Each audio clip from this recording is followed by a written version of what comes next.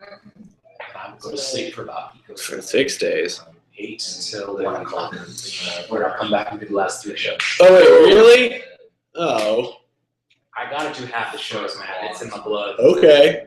That's how I roll. Everyone, we're just waiting for one other person to join us. I think, right? Are we still waiting on one of So we're waiting on Timothy Licht, and then also Marilyn's friend. But still, we'll start on time. Okay. So 5:04 is our start. 5:04 is 3, our start time. 2, 1, I don't know if you want to go by the computer. 0. Might be. Oh, your computer's fast. Oh, we Yeah. started recording. Does it say 4:59 on your stuff? It sure does. Okay, so How is your computer phone or clock fast? Aren't they supposed to be synced up to like God's clock? Satellites, God's clock. Yeah. You know, God's I always have a timepiece. problem with this You know. one, especially when I'm home. The time sometimes resets itself back to 2000, so I have to manually. That's one part of the festival. Manually, like you have to go and wind it yourself. Just Yeah, like crack open the I have to say no. It's 2015. It is this time right now. Aw, Yeah. submitting That's weird. to this. Do you like my picture? Your square beard, yes. Yeah. We So goatee. we submitted it. And we got it. Can you see that world? Yeah. Yeah. Sort of. Like I like it. That's right. Yeah, they You would like like it. Well, I like it. Why I like it? Well, we like you. I Aw. didn't, just because they were doing it at the Jiva Theater, which Yes. is. Metro Martin. Brandon is my favorite tweeter. We're oh To say. yeah. He He's retweets on- everything. He's on top of it. Brandon Minokian, if you're watching, you're a good We man. love you. Love you. She laughed, she said. How's Robin doing? Well, busy. What a good boy. Yeah, I'm good there. Tell him. You guys want to fall away? I'd see you all. I know, I know. I have never. When you guys are this, I have to get a new passport. I can't carry any vegetables or fruits. No, No. no. It's in my house. They check me for lice. They're not supposed to do that. That must be personal. Kind of like it. It's not a win so much. This No, you're is, missing a bit. is it this thing? Yeah, we gotta do the introduction. Okay. We have to. Okay. You and I don't have to, but someone has to. That's it. You guys didn't use this in Nobody here. uses it. Well, because what this introduction bit is this is people being like, let me tell you this story about a shrew.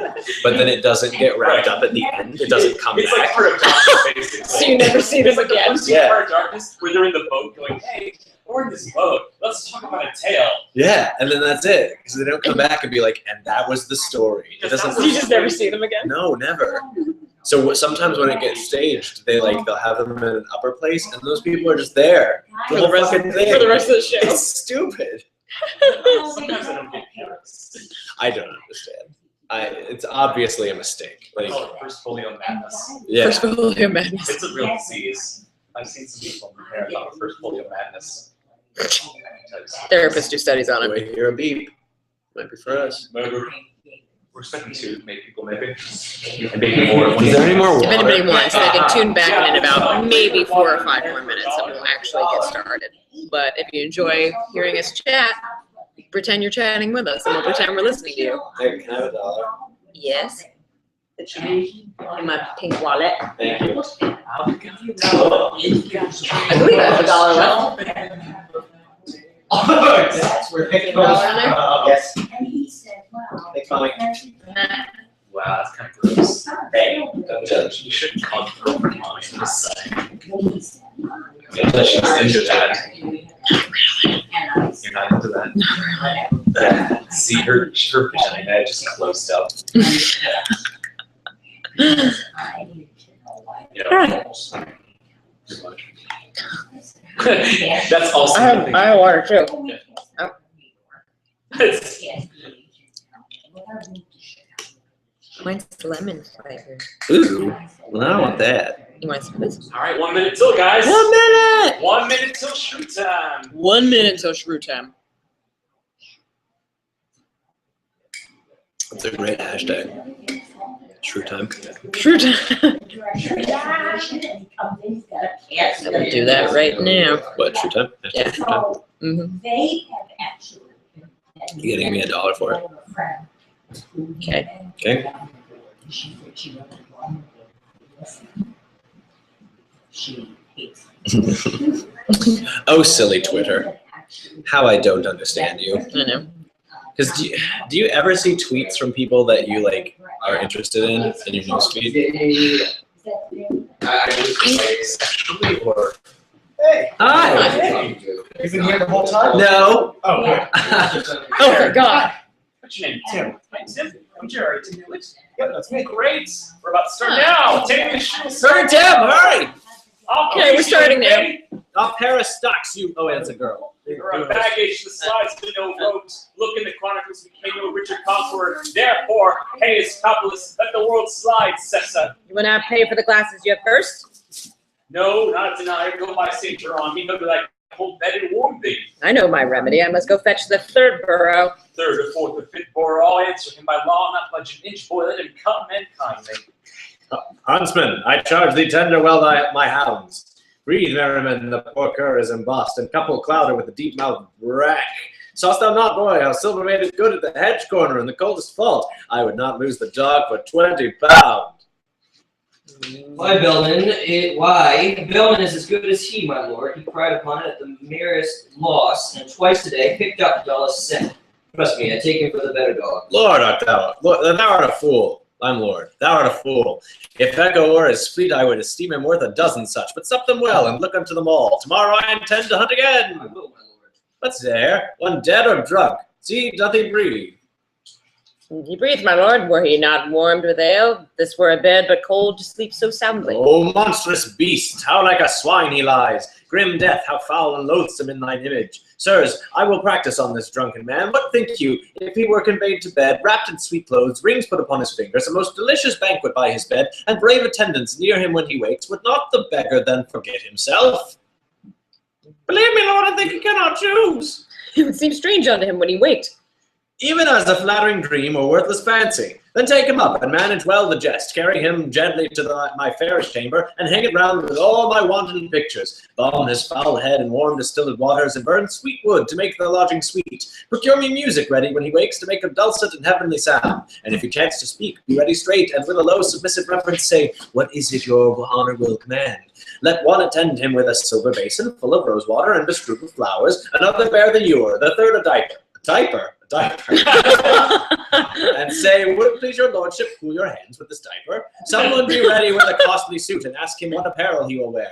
Another tell him of his hounds and horse, and that his lady mourns at his disease. Persuade him that he hath been lunatic, and when he says he is, say that he dreams, for he is nothing but a mighty lord. This do, and do it kindly, gentle sirs. It will be pastime passing excellent, if it be husbanded with modesty. My lord, I warn you, we will play our part. You shall think by our truth that the genius is no less than what he say. Take him up gently, and to bed with him, and each one to his office when he wakes. Sirrah, go see what trumpet 'tis that sounds. Belike some noble gentleman that means travelling some journey to repose him here. How now, who is it? And please, your honor, I is the officer service your lordship. Bid them come near. Now, fellows, you're welcome. We thank your honor. Do you intend to stay with me tonight? So please, your lordship. With all my heart. This fellow I remember since once he played a farmer's eldest son. 'Twas where you wooed the gentlewoman so well. I have forgot your name, but sure that part was aptly fitted and naturally performed. I think it was celibate that your honor means. 'Tis very true. Thou didst it excellent well. You are come to me in happy time, for the rather for I have some sport in hand, wherein your coming can assist me much. There is a lord will hear you play tonight, but I am doubtful of your modesties, lest over-eyeing of his odd behavior, for yet his honor never heard a play, you break into some merry passion and so offend him. For I tell you, sirs, if you should smile, he grows impatient. Fear not, my lord. We retain ourselves to wearing the veriest antic in the world. Go, sirrah, take them to the buttery, and give them friendly welcome everyone. Buttery. Buttery. Let them want nothing that my house affords. Sirrah, go you to Bartholomew, my page, and see him dressed in all suits like a lady. That done, conduct him to the drunkard's chamber, and call him madam. Do him obeisance. Tell him from me, as he will win my love, he bear himself with honorable action, such as he hath observed in noble ladies unto their lords, by them accomplish it. dead. Such Yeah. duty to the drunkard let him do with soft, low tongue and lowly courtesy, and say, "What is your honor will command, wherein your lady and your humble wife may show her duty and make known her love." And then with kind embracements, tempting kisses, and with declining head into his bosom bid him shed tears, as being overjoyed to see her noble lord restored to health, who for this 7 years hath esteemed him no better than a poor and loathsome beggar.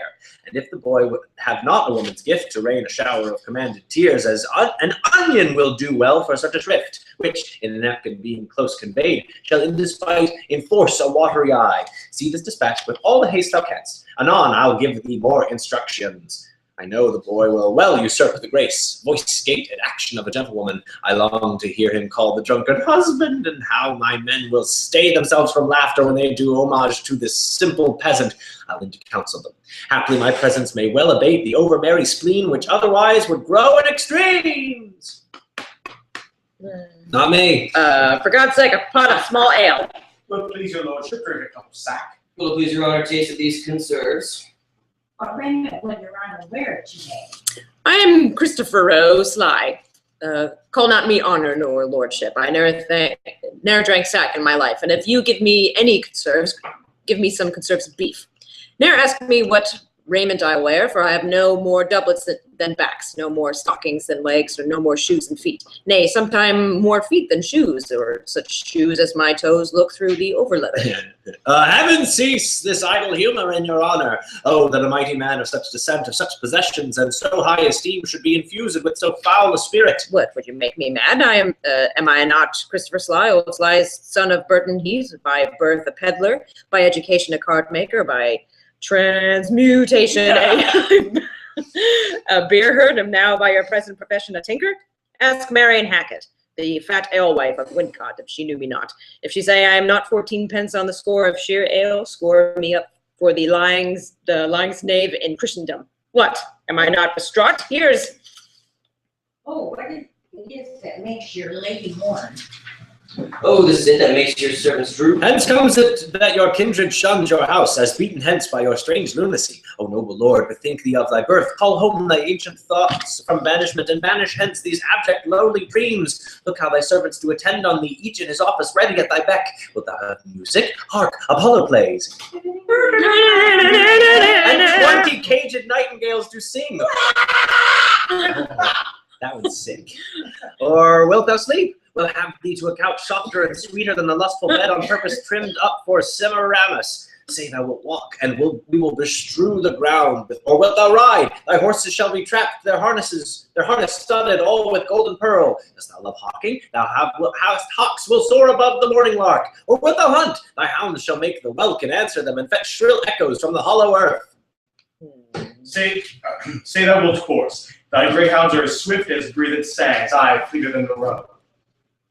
Dost thou love pictures? We will fetch thee straight Adonis painted by a running brook, and Cytherea, all in such as hid, which seemed to move and wanton with her breath, even as the waving sedges play with wind. We'll show thee Io as she was a maid, and how she was beguiled and surprised, as lively painted as the deed was done. Or Daphne walking through a thorny wood, scratching her legs that one shall swear she bleeds, and at that sight shall sad Apollo weep.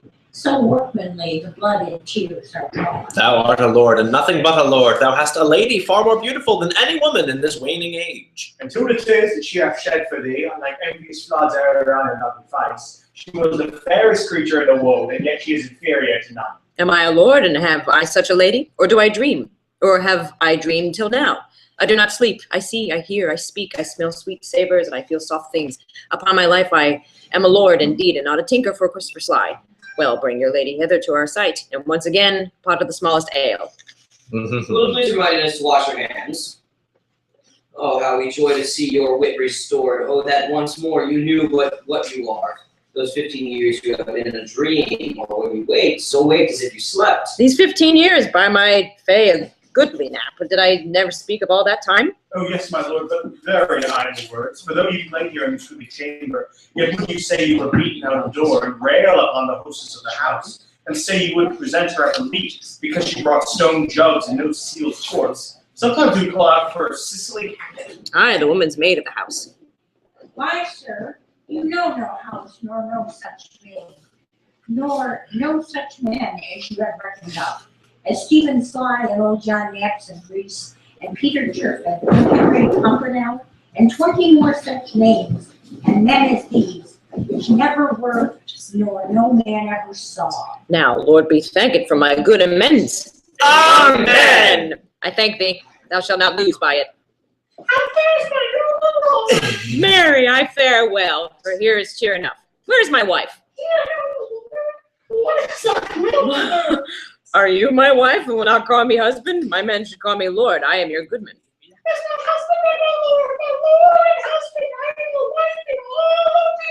I know it well. What must I call her? Oh God, is it me? Madam. Madam or Madam. Madam or Joan Madam? Madam and nothing else. So lords call ladies. Madam wife, they say that I have dreamed and slept above some 15 year or more.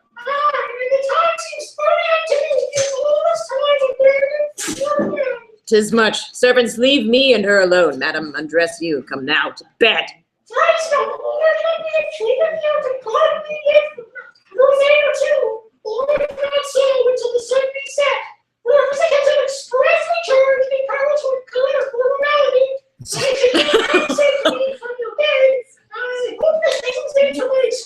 Aye, it stands so that I may hardly tarry so long, but I would be loath to fall into my dreams again. I will therefore tarry in spite of the flesh and the blood. Your honest players, hearing your amendment, are come to play a pleasant comedy, and so your daughters all the very meseem so much sadness hath congealed your blood, and melancholy is the nurse of frenzy. Therefore they thought they couldn't hear a play that pray your mind with merriment, which bars 1,000 harms and lengthens life. Mary, I will let them play it. It is not a comedy, a Christmas Hamlet, or a tumbling trick. What, household stuff? It's kind of history. Well, we'll see it. Come, Madam Wife, sit by my side and let the world slip. We shall ne'er be younger. Now for something completely different. And now you'll never see these people again. Now it's Marilyn's turn. All right, radio. Since for the great desire I had to see fair Padua, nursery of arts, I have arrived for fruitful Lombardy, a pleasant garden of great lady, and by my father's love and leave and armed with his goodwill and thy good company, my trusty servant, well approved in all. Here let us breathe and happily institute a course of learning and ingenious studies. Pisa, renowned for brave citizens, gave me my being and my father first, a merchant of great traffic through the world. Vincenzio, come of the Bentivogli, Vincenzio's son brought up in Florence, it shall become to serve all hopes conceived, to deck his fortune with his virtuous deeds.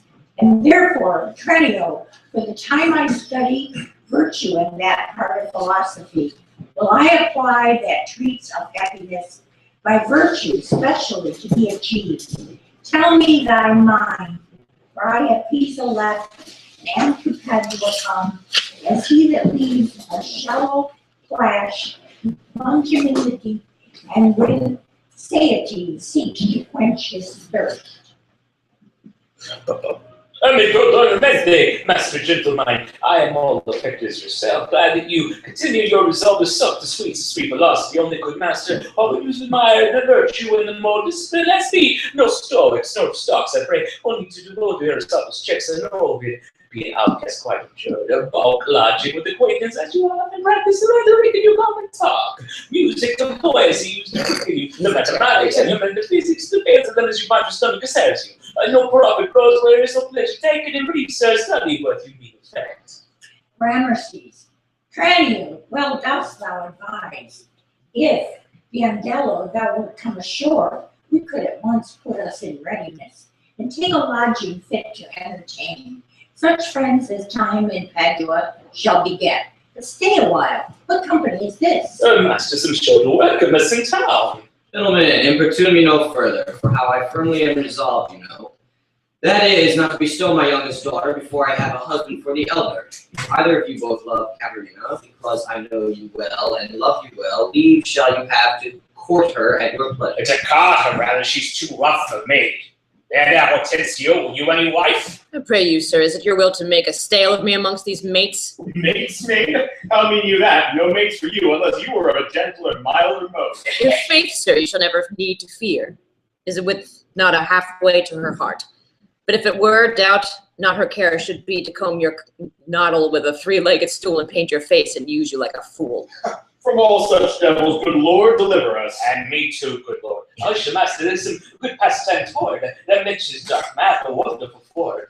But in the other silence, do I see maid's mild behavior and sobriety? Peace, Tremio. Oh, I said, master, mum and give her fig. Gentlemen, that I may soon make good what I have said, Bianca, get you in, and let it not displease thee, good Bianca, for I will love thee ne'er the less, my girl. Pretty Pete, it is best put a finger in the eye, and she knew why. Sister, content you in my discontent. Sir, to your pleasure, humbly I subscribe. My books and instruments shall be my company. On them to look and practice by myself. Hark, Tremio, thou mayest hear Minerva speak. Signor Baptista, will you be so strange? Sorry am I that our goodwill affects Bianca's grief. Why will you mew her up, Signor Baptista, for the speed of hell and make her bear the penance of a tongue? Gentlemen, content ye. I am resolved. Go in, Bianca. And for I know she taketh most delight in music, instruments, and poetry, schoolmasters will I keep within my house, fit to instruct her youth. If you, Hortensio, or Signor Gremio, you know any such, prefer them hither.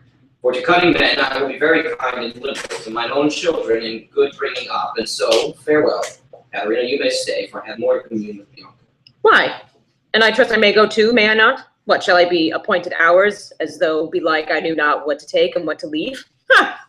You may go to the devil, Stan. Your gifts are so good, there's none will hold you. The love is not so great, Hortensio, but we may blow our nails together and laugh fasted fairly out.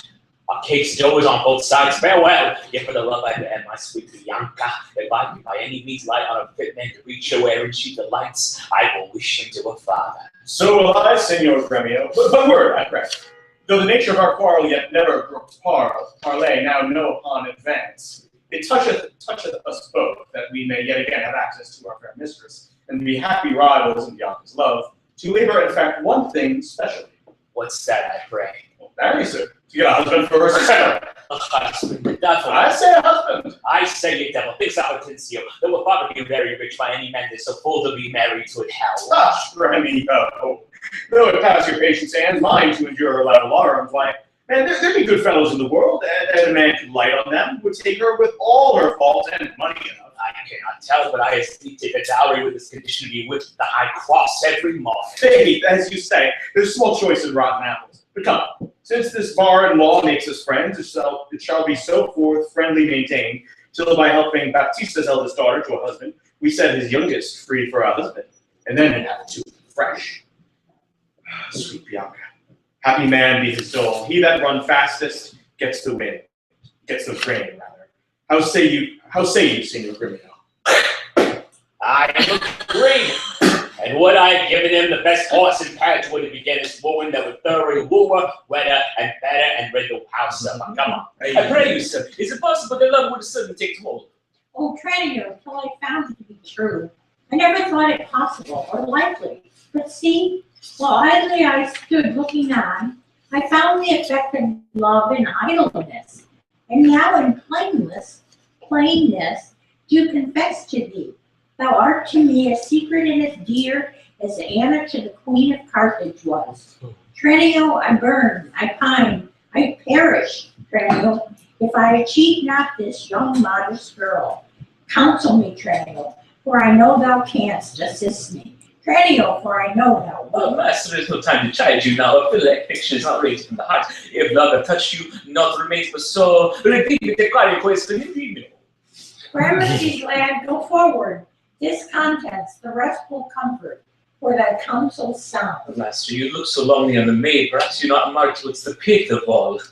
Oh yes, I saw sweet beauty in her face, such as the daughter of Agenar had, that made great Jove so humble him to her man, when with his knees he kissed the creeping strain. Saw you no more, marked you know how her cease to begin to scold and raise up such a stone the mortal is might hardly endure it in.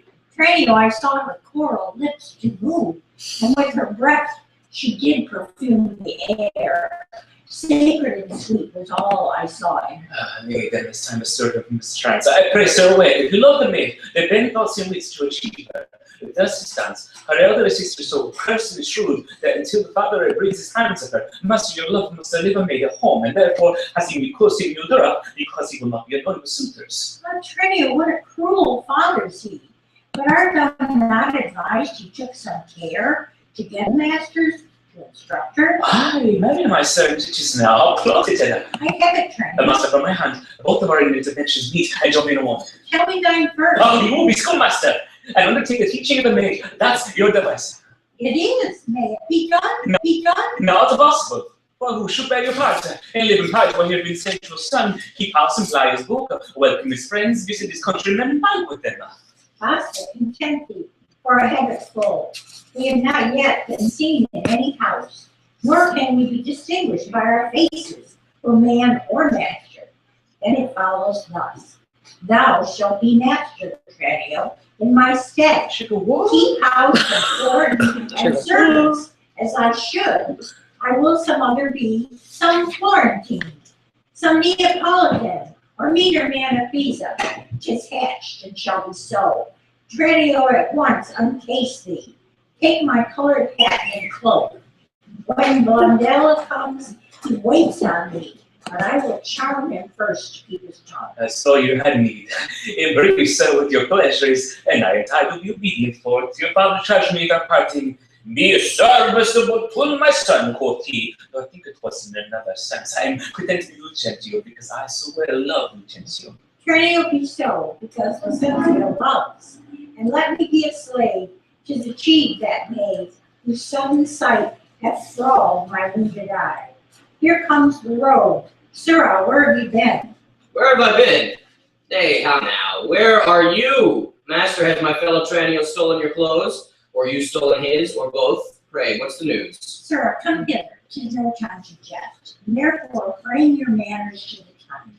Your fellow Tranio here, to save my life, puts my apparel and my countenance on. And I, for my escape, have put on his. For in a quarrel, since I came ashore, I killed a man. In fear I was described. Wait you on him, I charge you, as becomes, while I make way from hence to save my life. You understand me? Aye, sir, narrowly. And not a jot of Tranio in your mouth. Tranio is changed into Lucentio. The better for him. Would I were so too. So would I, faith, boy, that the next wish after. Thus Lucentio had Beatrice on the stars. But see not for my sake, with your masters I advise that you use your masters discreetly in all kinds of companies. When I am alone, why then I am a tyranno. But in all places else you are Master Lucentio. Tranio, let's go. One thing more rest, that thyself execute, to make one among those Moors. If thou ask me why, suffice my reasons are both good and weighty. My lord, you do not mind the play. Oh, yes, well, listen, and I have a good matter, surely. Can't say any more of it. My lord, 'tis not begun. Oh, it is a very excellent piece of work I am made, but well done. Verona, for a while I take my leave to see my friends in Padua, but of all my best beloved and approved friend Hortensio, and I trow this is his house. Here, Sir Brumio, knock, I say. Knock, sir? Should I knock? Is there any man that has refused your worship? Villain, I say, knock me here soundly. Knock you here, sir? Why, sir, what am I, sir, that I should knock you here, sir? Villain, I say, knock me at this gate, and rap me well, or I'll knock your knave's pate. Oh, my master's grown quarrelsome. I should knock you first, and then I know after who comes by the word. Will it not be? Faith, sirrah, and you'll not knock, I'll ring it. I'll try how you can sol fa and sing it. Whoa, help, masters, help, my master's mad! Now knock when I bid you, sirrah, villain. How now, what's the matter? My old friend Grumio and my good friend Petruchio. How do you all at Verona? Signor Hortensio, come you to part the fray. Con tutto il cuore ben trovato, may I say. Alla nostra casa benvenuto, molto onorato signor mio Petruchio. Rise, Grumio, rise. We will compound this quarrel. It is no matter, sir. One of you ledges in Latin, if it not be a lawful cause for me to leave his service. Look you, sir, he bid me knock him, and rap him soundly, sir, were it not fit for a servant to use his master so big, perhaps that ought I see 2 and 30 a pip out. whom I God will not the person not Rubio came not the worst. A senseless villain, good Hortensio. I bade the rascal knock upon your gate, and could not get him for my heart to do it. Knock the gate. Oh heavens, thinking not the words of plain to Sarah. Knock me here, wrap me here, knock me well, and knock me soundly. And came you now with knocking at the gate. Sirrah, begone or talk not, I advise you. Petruchio, patience, I am Grumio's pledge. Why, this a heavy chance betwixt him and you, your ancient, trusty, pleasant servant Grumio.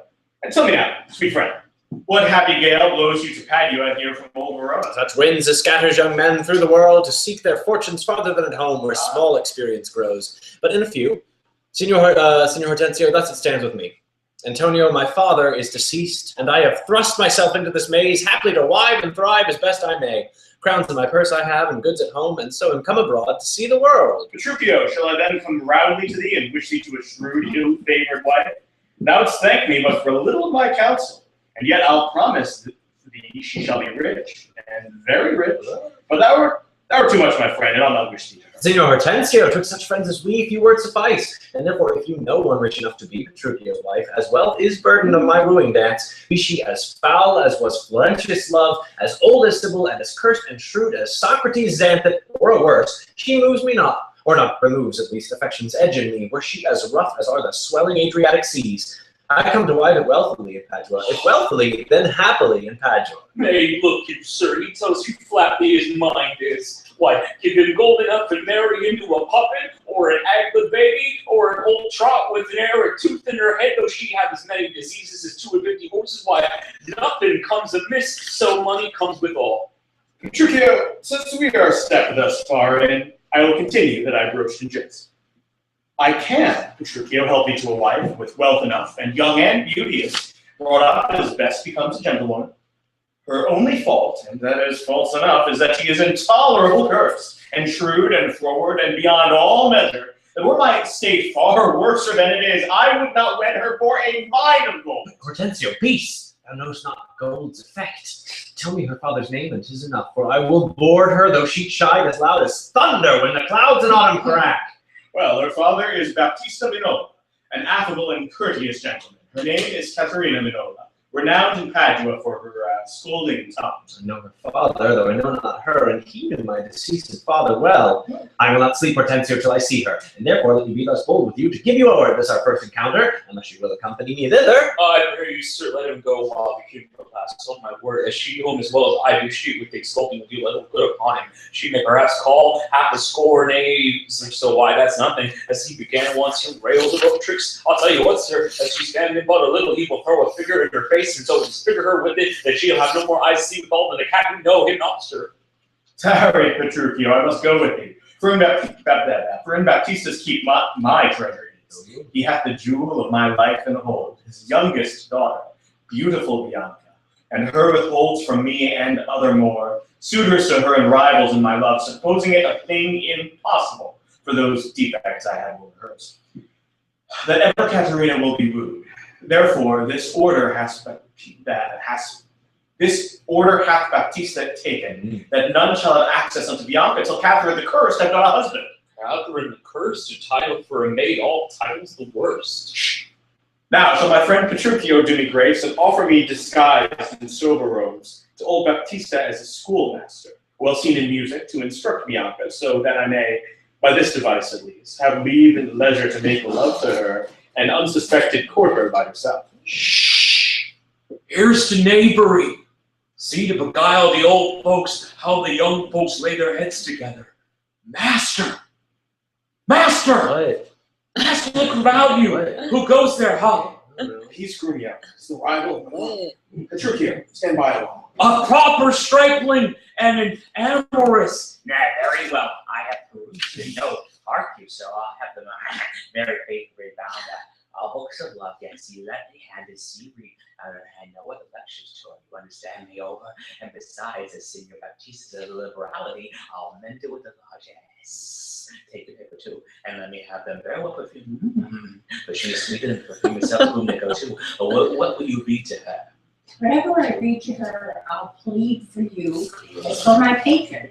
Stand you so assured, as firmly as yourself were still in place. Yea, and perhaps with more successful words than you, unless you were a scholar, sir. Oh, this learning, what a thing it is. Oh, this woodcock, what an ass it is. Still Grumio, peace. Peace, sir.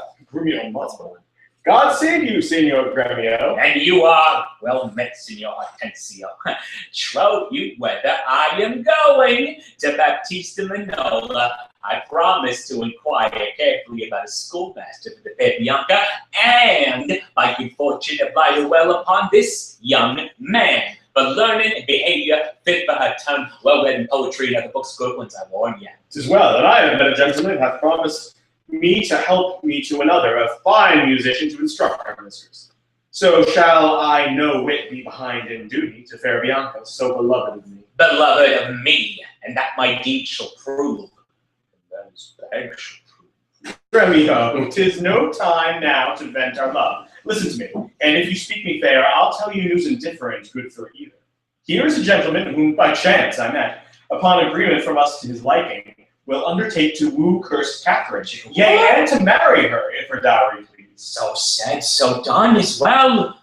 Hortensio told her all her faults? I know she is an irksome, brawling scold. That be all, masters. I hear no harm. No, what sayest thou? From what countryman? Born in Verona, old Antonio's son. My father dead, my fortune lives for me, and I do hope good days and long to see. Oh, sir, such a life straight.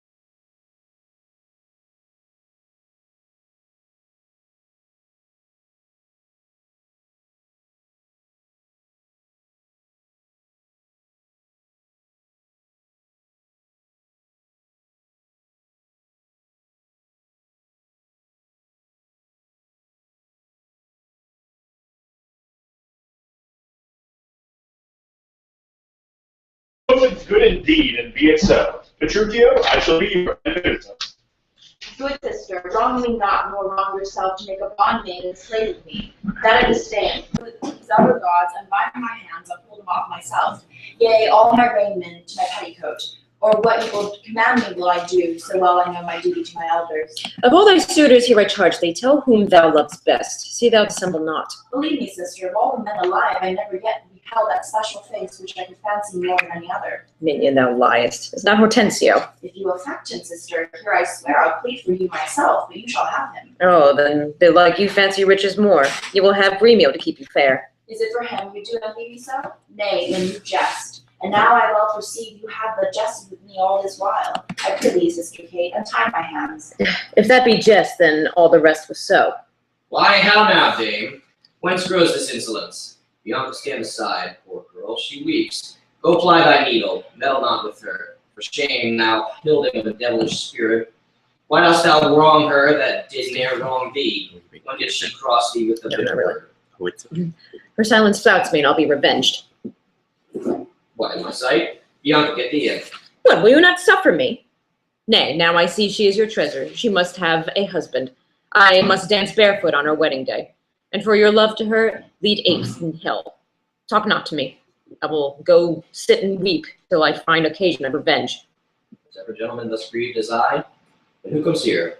Good morrow, neighbor Baptista. Good morrow, neighbor Gremio. God save you, gentlemen. And you, good sir, pray, have you not a daughter called Caterina, fair and virtuous? I have a daughter, sir, called Katerina. You are too blunt. You an orderly. You wrong me, Signor Gremio, give me leave. I am a gentleman of Verona, sir, that hearing of her beauty and her wit, her affability and bashful modesty, her wondrous qualities and mild behavior, am bold to show myself a forward guest within your house, to make mine eye the witness of that report which I so often heard.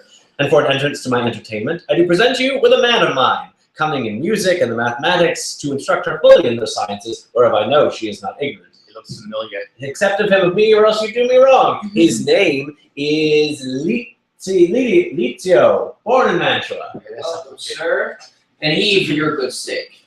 But for my daughter, Catherine, this I know she is not for your turn, the more my grief. I see you do not mean to part with her, or else you like not of my company. Mistake me not, I speak but as I find.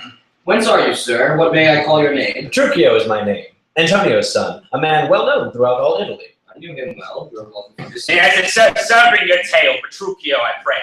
Let us set up for petition to speak to Beccare. A marvelous forward. Pardon me, Signor Gremio, I would fain be doing. I doubt it not, sir, but you will curse your wooing. Neighbors, this is a gift very grateful, I'm sure of it. To express a like kindness myself, that am more kindly beholden to you than any I freely give unto you. This young scholar, that had been long studying at Reims, at cunning in Greek, Latin, and other languages, the other in music and mathematics. His name is Cambio. Pray, accept his service. 1,000 thanks, Signor Gremio. Welcome, good Cambio, but gentle sir. Methinks you walk like a stranger. May I be so bold to know the cause of your coming? About me, sir, my boldness is my own. That being a stranger in the city here, you do make myself suit under your daughter. Under Bianca, fair and virtuous. Nor is your firmness overknown to me. In the preferment of the elder sister, liberty is all I request. The open knowledge of my parentage I may have welcome amongst the rest of war, and free access and favor at the rest. And toward the education of your daughters, I hereby bestow a single instrument. Is this small packet of Greek and Latin books. If you accept them, then their worth is great. Whence I pray? Pisa, sir, born to Vicentio. A mighty man of Pisa, by report. I know him well. You are very welcome, sir. Take you the lute, and you the set of books. You shall go see your pupils presently. Hollow within. Wow. Sirrah, lead these gentlemen to my daughters, and tell them both these are their tutors. Bid them use them well. Okay. We will go walk a little in the orchard, and then to dinner. You are passing welcome, and so I pray you all to think yourselves. Signor Baptista, my business asketh haste, and every day I cannot come to woo. You knew my father well, and in him me, left solely heir to all his lands and goods, which I have bettered rather than decreased. Then tell me, if I get your daughter's love, what dowry shall I have with her to wife? After my death, the 1/2 of my lands and in possession 20,000 crowns. And for that dowry, I'll assure her of her widowhood, be it that she survives me and all my lands and leases whatsoever. Let specialties be therefore drawn between us, that covenants may be kept on either hand. Aye, when the special thing is well obtained, that is her love. That is all in all. That is nothing. For I tell you, father, I am as peremptory as she proud-minded, and where two raging fires meet together, they do consume the thing that feeds their fury. Though little fire grows great with little wind, yet extreme gusts will blow out fire and all. So I to her, and so she yields to me, for I am rough, and woo not like a babe. Well mayst thou woo, and happy be thy speed. But be thou armed for some unhappy words. I to the proof, as mountains are for winds, that shakes not, though they blow perpetually. How now, my friend, why dost thou look so pale? For a theatre, I promise you, if I had a pen.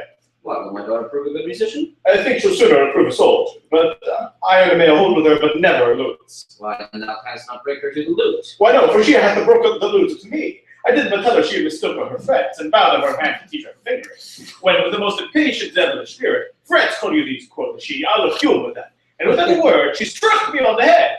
And then against her with my feet to make way, and there I stood amazed for a while, was on a billet, looking to the lute, when she did call me rascal fiddler and twangling jack with 20 such a violent terms as she had studied to misuse me so. Now, but the world is a lusty wench. I love her 10 times more than e'er I did. Oh, how I long to have some chat with her. Well, go with me, and be not so discomfited. Proceed and practice with my young daughter. She's apt to learn, and thankful for good turns. Signor Petruchio, will you go with us, or shall I send my daughter Kate to you? I pray you do. I will attend her here, and woo her with some spirit when she comes. Say that she rail, I'll tell her plain, she sings as sweetly as a nightingale. Say that she frown, I'll say she looks as clear as morning roses, newly washed with dew. Say she be mute and will not speak a word, then I'll commend her volubility, and say she uttereth piercing eloquence. If she do bid me pack, I'll give her thanks, as though she bid me stay by her a week. If she deny to wed, I'll crave the day when I shall ask the banns and when be married. But here she comes. And now, Petruchio, speak. Good morrow, Kate.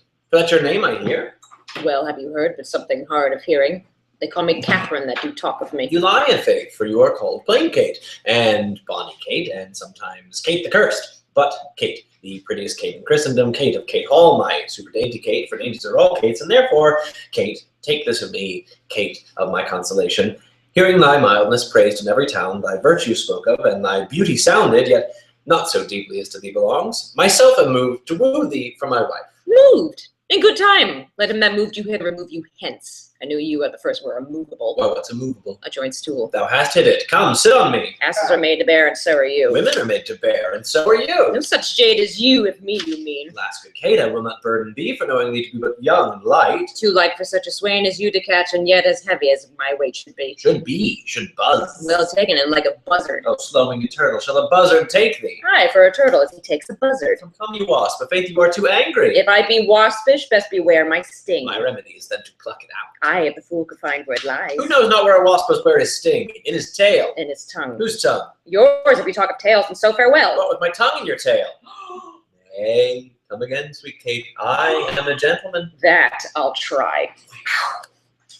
I swear I'll cuff you if you strike again. So may you lose your arms. If you strike me, you are no gentleman. And if no gentleman, why then no arms. A herald, Kate. Oh, put me in thy books. What is your crest? A A coxcomb? comb is cock, so Kate will be my hand. No cock of mine, if you crow too like a craven. Nay, come, Kate, come. You must not look so sour. It is my fashion when I see a crab. Why, here's no crab, and therefore look not sour. There is.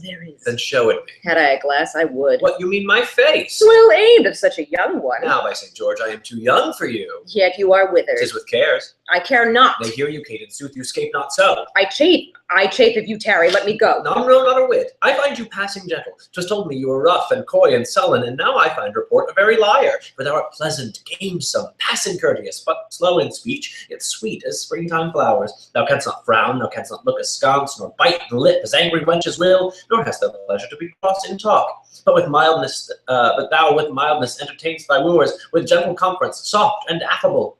Why does the world report that Kate doth limp? Oh, slanderous world! Kate, like the hazel twig, is straight and slender, and brown in hue as hazelnuts, and sweeter than the kernels. Oh, let me see thee walk, thou dost not halt. Go, fool, in whom thou keepst command. Ever Diane so become a grove as Kate this chamber with her princely gait. Oh, be thou Diane, and let her be Kate, and then let Kate be chaste, and Diane sportful. Where did you study all this goodly speech? It is extempore from my mother wit. A witty mother, witless else her son. Am I not wise? Yes, keep you warm. Marry, so I mean, sweet Catherine, in thy bed. And therefore setting all this chat aside, thus in plain terms, your father hath consented that you shall be my wife, your dowry agreed on, and will you, nill you, I will marry you.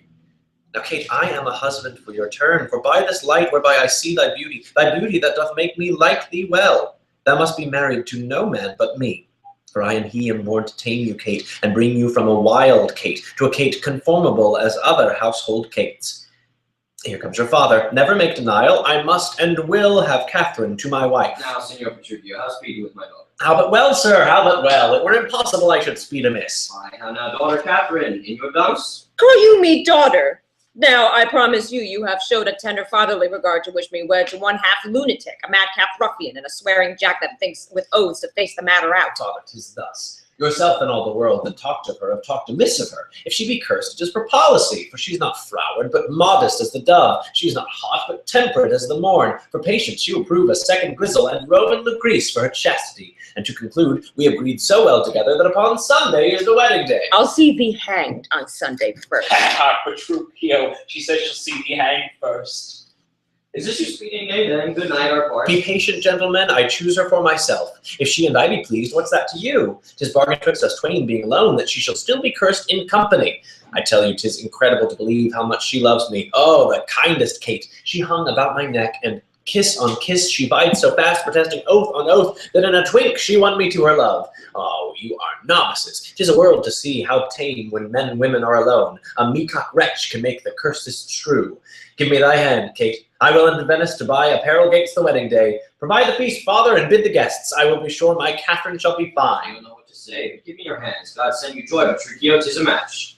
Amen, say we. We will be his witnesses. Father and wife and gentlemen, adieu. I will to Venice. Sunday comes apace. We will have rings and things and fine array, and kiss me, Kate, will be married a Sunday. Never match cut up so suddenly. Faith, gentlemen, now I play a merchant's part, and venture madly on a desperate mark. But the commodity lay fretting by you, put to bring you gain or perish on the sea. The gain I seek is quite a match. No doubt he ever got a quiet catch. But now, Baptista, to your younger daughter. Now it's there we long look for.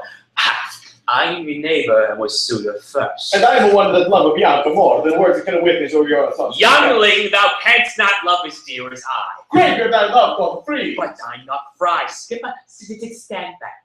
'Tis age that nourisheth. But youth and ladies' eyes that flourish. Content you, gentlemen, I will compound this strife. 'Tis deeds must win the prize, and he of both that can assure my daughter greatest dower shall have Bianca's love.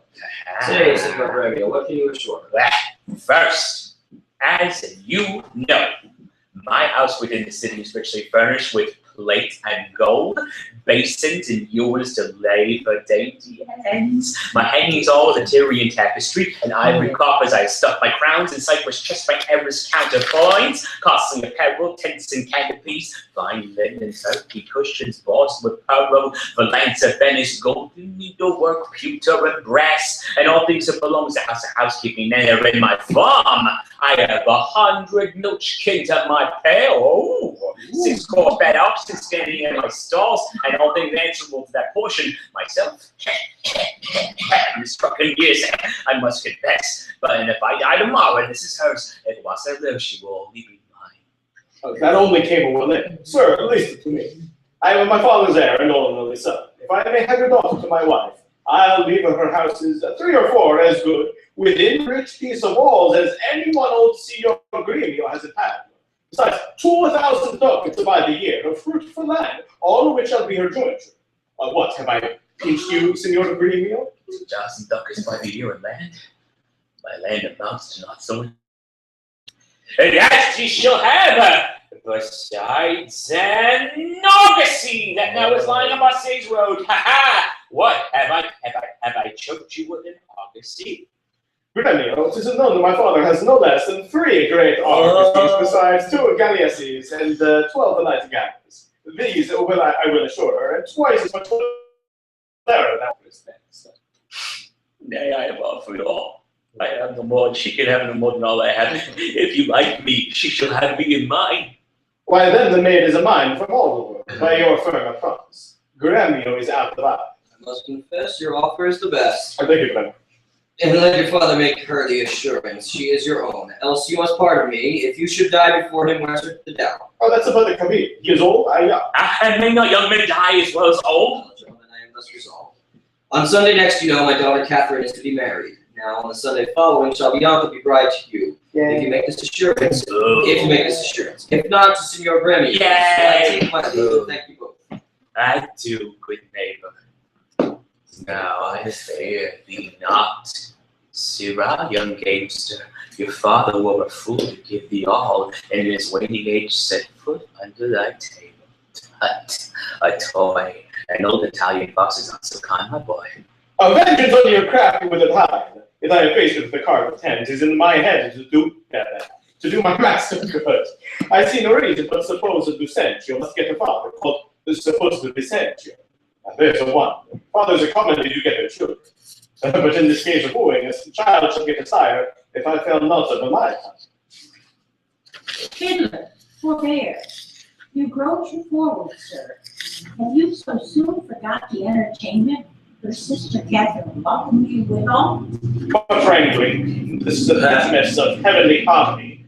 Then give me leave to have prerogative, and when in music we have spent an hour, your lecture shall have leisure for as much. Preposterous ass, but never read so far to know the cause why music was ordained. Was it not to refresh the mind of man after his studies or his usual pain?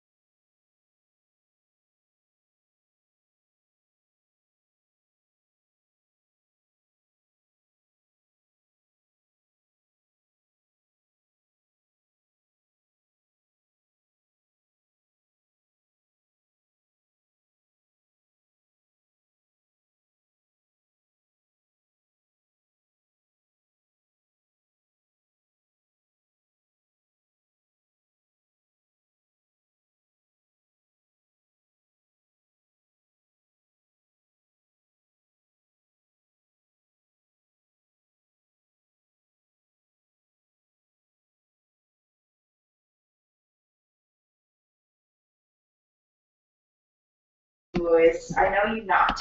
Hic es telu, I trust you not. Hic sateret priami, take heed, he hear us not.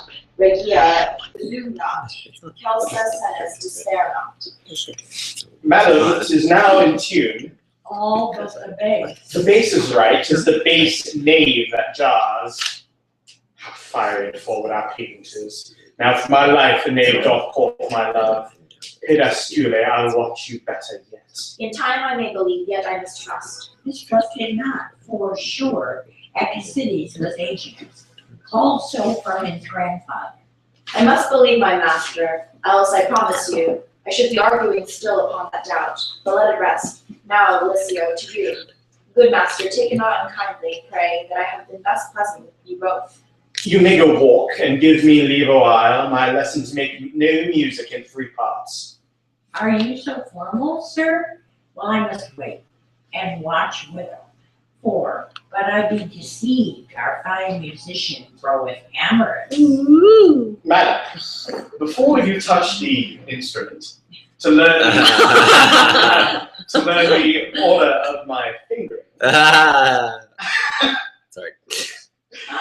I must begin with rudiments of art to teach you gamut in a briefer sort, more pleasant, pithy, and effectual than hath been taught of any by my trade.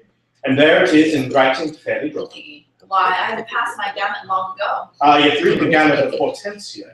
Gamut, I am the ground of all accord. A reed, be Hortensio's passion. B, me, Bianca, take him for thy lord. C, Faut, that loves with all affection. D, Sol Re, one cleft 2 notes have I. E, love me, show pity or I die. Call you this gamut? Tut, I like it not. Old fashions please me best. I am not so nice to change true rules for odd inventions. Mistress, your master prays you leave your books and help to dress your father's chamber up. You know, tomorrow is the wedding day. Farewell, sweet masters both. I must be gone. Faith, mistress, that I have no cause to stay. But I have cause to pry into this peat. Methinks he looks as though he were in love. Yet if thy thoughts, Bianca, be so humble to cast thy wandering eyes on every stair, seize thee that list. If once I find thee ranging, Hortensio will be quit with thee by changing. Signor Lucentio, this is the appointed day that Catherine and Petruchio should be married, and we hear not of our son-in-law. What will be said? What mockery will it be to want the bridegroom when the priest attends to speak the ceremonial rites of marriage? What says Lucentio to this shame of ours? No shame but mine. I must forsooth be forced to give my hand oppose against my heart unto a mad-brained Rudesby, full of spleen, who wooed in haste and means to wed at leisure. Oh, I told you, he was a frantic fool, hiding his bitter jests in blunt behavior, and to be noted for a merry man who'll woo 1,000 point the day of marriage, make friends, invite and proclaim the banns, yet never means to wed where he hath wooed. Now must the world point at poor Catherine and say, lo, there is mad Petruchio's wife. If it would please him, come and marry her. Patience with Catherine, the Baptiste too, upon my life, Petruchio means well, ever fortune stays from his word, therefore he beguns, I know he passing wise, therefore we marry, yet with all these honors. Poor Catherine had never seen him, though. Oh, girl, I cannot blame thee now to weep, for such an injury would vex the saint, much more shrew of thy impatient humor. Master news! And such old news as you never heard of! Is it new and old too? How would that be? Why, it is not news to hear Petruchio's coming? Is he come? Why, no, sir. What then?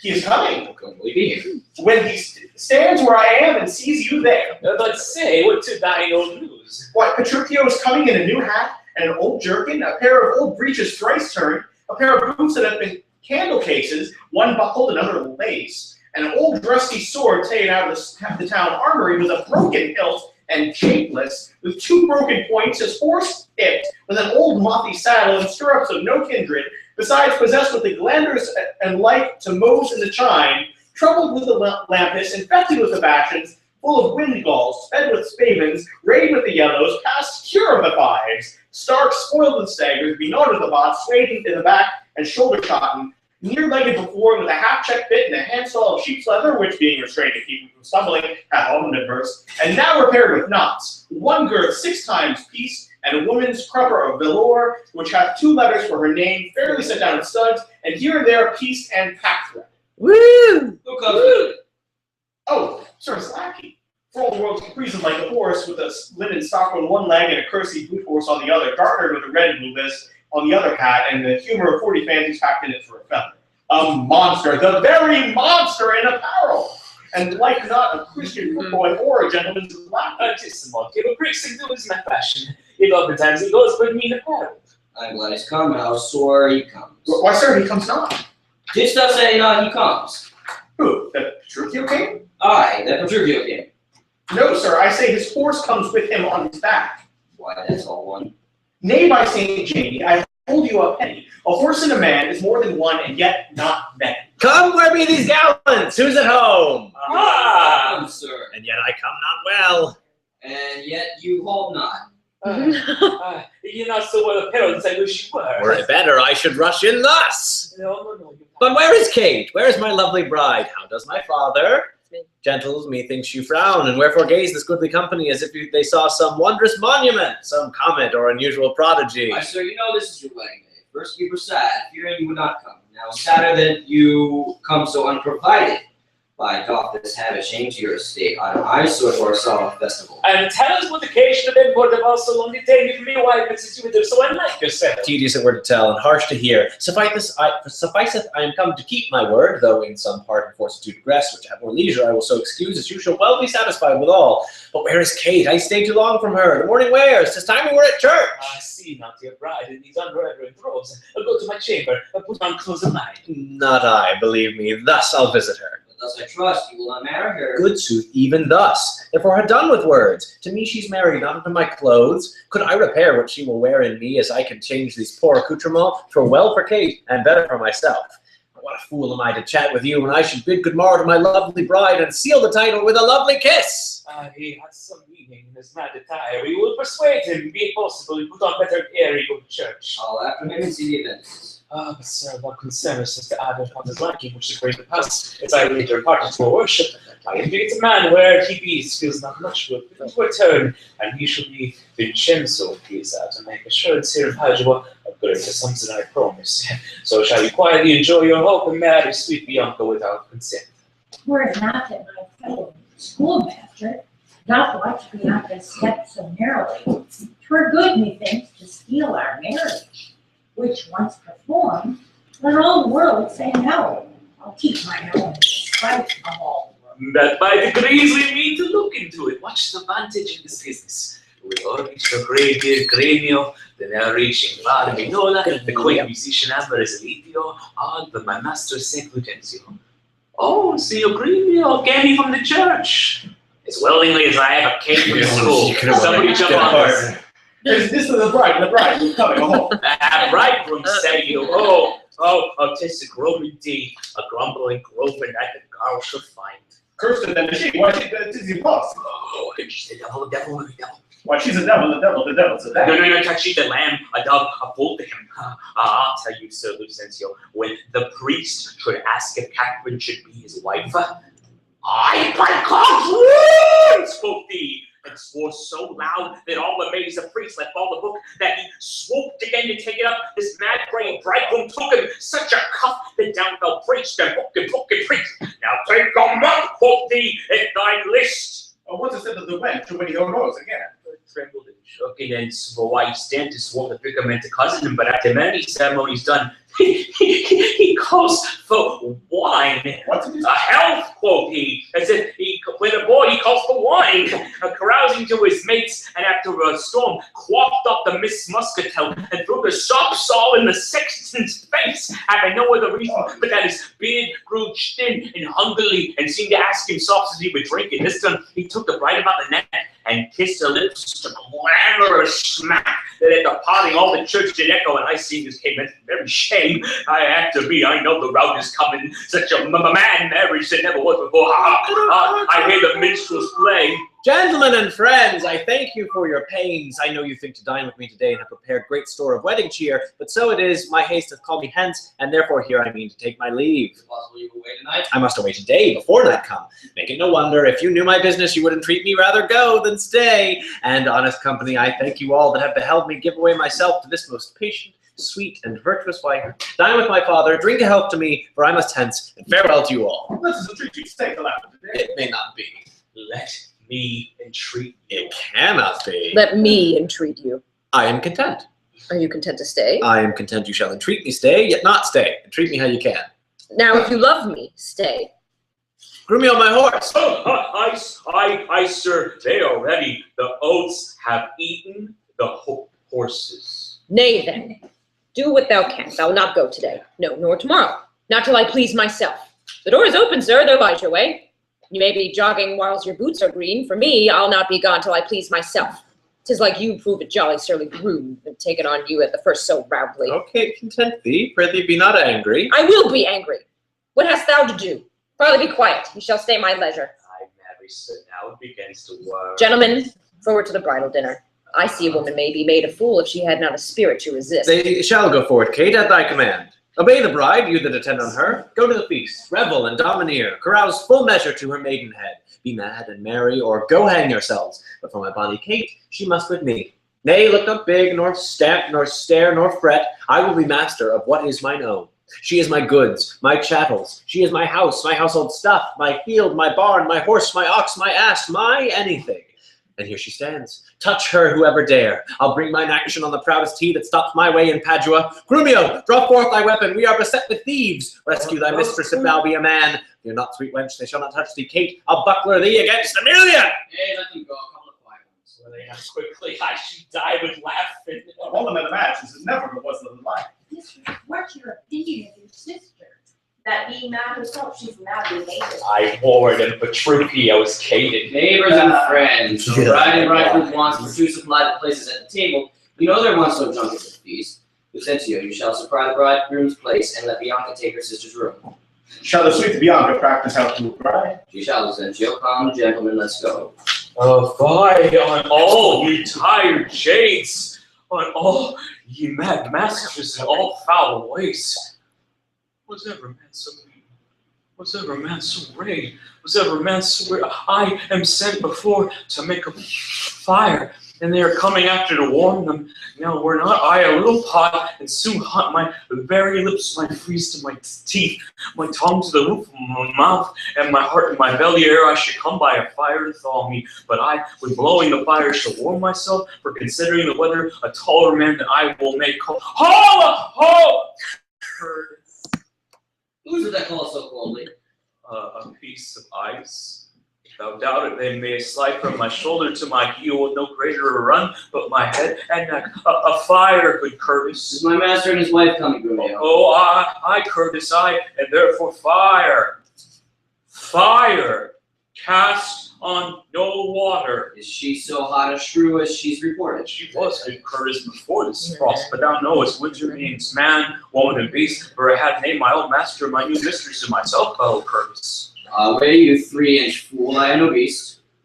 Am I the 3 inches?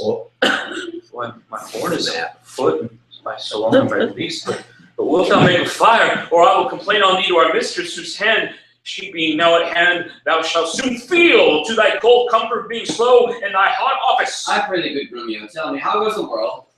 A cold world, Curtis, in every office of thine, and therefore fire. Do thy duty, and have thy duty, for my master and my mistress are almost frozen to death. There's fire ready, and therefore, good Grumio, the news. So why, Jack, boy, ho, boy, it is such news as look thou. Come, you are so full of coney catcher. Why, therefore fire, for I have caught extreme cold. Where's the cook? Is supper ready? The house trimmed, the rushes, screw, cobwebs, swept the serving men in their new skin, their white stockings, and every officer's wedding garment on, be the jacks fair within the Jills fair without, the carpets laid, and everything in order. All ready, and therefore, I pray thee, news. First, no, my horse is tired. My master and mistress fallen out. How? Out of the saddles into the dirt, and thereby hangs a tail. Let's add good Grumio. Then my ear. Here. There! Ow. This is to feel a tale, not to hear a tale. And therefore to be called a sensible tale, and this cup would but the knock of your ear beseech listening. Now I begin. Imprimis. We came down a foul hill, my master riding behind my mistress. Goes out one horse? What's that to thee? Why, horse. Tell thou the tale. But hast thou not crossed me, thou shouldst have heard how her horse fell, and say under her horse, thou should have heard in how miry a place, how she was bemoiled, how he left her with the horse upon her, how he beat me because her horse stumbled, how she waded through the dirt to pluck him off me, how he swore, how she prayed that never prayed before, how I cried. How the horses ran away, how her bridle was burst, how I lost my crupper, how many things of worthy memory which now to die in oblivion and return unexperienced to thy grave. This reckoning, he is more shrewd than she. Aye, and thou, and the proudest of you all shall find this when he comes home. But what talk I of this? Call forth Nathaniel, Joseph, Nicholas, Philip, Walter, Sugarsop, and the rest. That their heads be sleekly combed, their blue coats brushed, and their garters of an indifferent knit, let them curtsy with their left legs, and not presume to touch a hair of my master's horse tail till they kiss their hands. Are they all ready? They are. Call them forth. You hear, ho, you must meet my master to countenance my mistress. Why, she had the face of her own. Who knows not that? Seems that calls for company to countenance her. I call them forth to credit her. Like she comes to borrow nothing of them. Welcome home, Grimio. Oh, no, Rubio. Come on, Grimio. Fellow Grimio. Well, welcome you. What you fellow you, this much for greeting. Now my dispersed companion is all ready and all things neat. All things is ready. How near is our master? In a handle, I provide us, therefore be not cock's passion. Shh! Silence! Shh! Where be these knaves? What, no man at door to hold my stirrup nor to take my horse? Where is Nathaniel? Gregory? Philip? Here, sir. Here, sir. Here, sir. Here, sir. Here, sir. Here, sir. You logger-headed and unpolished grooms. What, no attendance, no regard, no duty? Where is the foolish knave I sent before? You peasant swain, you horse and malt horse drudge, did I not bid thee meet me in the park and bring along these rascal knaves with thee? Nathaniel's coat, sir, was not fully made, and Gabriel's pumps were all unpainted in the heel. There was no link to color Peter's hat, and Walter's dagger was not come from sheathing. There was no fine hat, but Adam, Ralph, and Gregory, the rest were ragged, old, and beggarly, yet as they were, here they are, come to meet you. Go, rascals, go, and fetch my supper in. Where is the life that late I led? Where are those? Sit down, Kate, and welcome. Food, soon. I've sued, but I think sometimes it's food. Why, when I say, nay, good sweet Kate, be merry. Off with my boots, you rogues, you villains, when? It was the friar of orders grey, as he forth walked on his way. Out, you rogue, you pluck my foot awry. Take that, and mend the plucking off the other. Be merry, Kate. Some water here. What ho? Thank you. Where's my spaniel? Troilus, Oscar, Sirrah, get you hence, and bid my cousin Ferdinand come hither. Go, one, Kate, that you must kiss and be acquainted with. Where are my slippers? Shall I have some water? More water. Come, Kate, and wash, and welcome heartily. You horse and villain, will you let it fall? Patience, I pray you, 'tis a fault unwilling. Horse and beetle-headed, flap-eared knave. Come, Kate, sit down. I know you have a stomach. Will you give thanks, sweet Kate, or else shall I? What's this? Mutton? I. Who brought it? I. This is burnt. So is all the meat. What dogs are these? Where is the rascal cook? How durst you villains bring it from the dresser and serve it thus to me that love it not? There, take it to you, trenchers, cups, and all. You heedless joltheads and unmannered slaves. What do you grumble? I'll be with you straight. I pray you, husband. I pray you, husband, be not so disquiet. The meat was well if you were so contented. I tell thee, Kate, 'twas burnt and dried away, and I expressly am forbid to touch it, for it engenders choler, planted anger, and better 'twere that both of us did fast, and ourselves are choleric, than feed it with such over-roasted flesh. Be patient. Tomorrow it shall be mended, and for this night we'll fast for company. Come, I will bring thee to thy bridal chamber. Peter, didst thou see the like? He kills her in his own humor. Where is he? In her chamber, making a sermon of continency to her, and rails and swears and rates that she, poor soul, knows not which way to stand, to look, to speak, and sits as one new risen from a dream. Away, away, for he is coming hither. Thus have I politically begun my reign, and 'tis my hope to end successfully. My falcon now is sharp and passing empty, and till she stoop, she must not be full gorged, for then she never looks upon her lure. Another way I have to man my haggard, to make her come and know her keeper's call. That is to watch her as we watch these kites that bait and beat and will not be obedient. She ate no meat today, nor none shall eat. Last night she slept not, nor tonight she saw not. And as with the meat, some undeserved fault I'll find about the making of the bed. And here I'll fling the pillow, there the bolster, this way the coverlet, another way the sheets. Aye, and amid this hurly I intend that all is done for every care of her. And in conclusion, she shall watch all night, and if she chance to nod, I'll rail and brawl, and with a clamor keep her still awake.